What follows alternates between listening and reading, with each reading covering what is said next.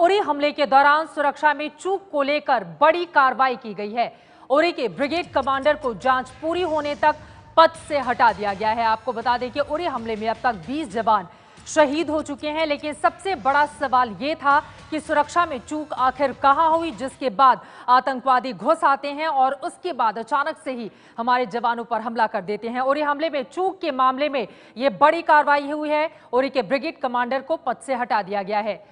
नीरज राजपूत हमारे संवाददाता और ज्यादा जानकारी देंगे। नीरज, कहा जा रहा है कि जब तक जांच पूरी नहीं हो जाती तब तक के लिए उन्हें पद से हटा दिया गया है, और क्या जानकारी है?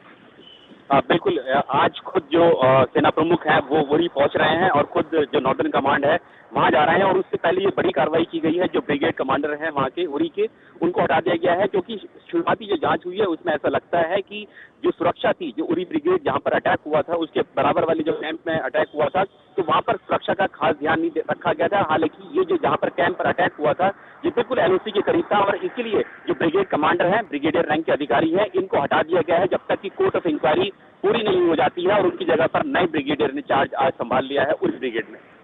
नीरज, ये बात तो बिल्कुल साफ थी, सुरक्षा में बड़ी चूक हुई और इसी वजह से इस तरह का आतंकी हमला जिसमें देश ने अपने 20 जवानों को गंवा दिया था। शायद यही वजह है कि उन्हें कुछ वक्त के लिए साइड किया गया है कि इतनी बड़ी चूक अगर उनका नेतृत्व वहां पर था तो हुई कैसे? बिल्कुल चित्रा, आपने बिल्कुल ठीक कहा। उनको अटैच कर दिया गया है, नॉर्दर्न कमांड के हेडक्वार्टर में अटैच कर दिया गया है उधमपुर में। यानी कि जब तक कि कोर्ट ऑफ इंक्वायरी पूरी नहीं होगी उनको कोई और एक्स्ट्रा चार्ज नहीं दिया जाएगा। वो ऑफिस में रहेंगे, हेडक्वार्टर में रहेंगे।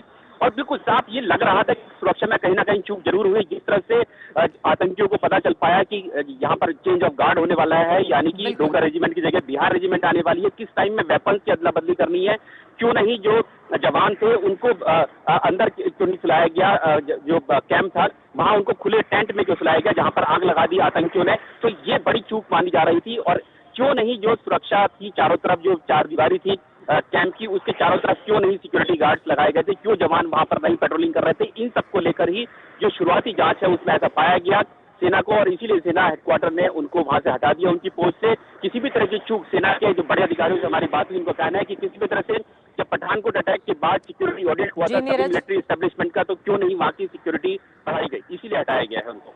नीरज राजपूत हमारे संवाददाता जानकारी देते हुए, कहीं ना कहीं सुरक्षा में बड़ी चूक का भी ये मामला था और इसी वजह से ब्रिगेड कमांडर को कुछ समय के लिए, जब तक जांच पूरी नहीं हो जाती, उन्हें अलग कर दिया गया है।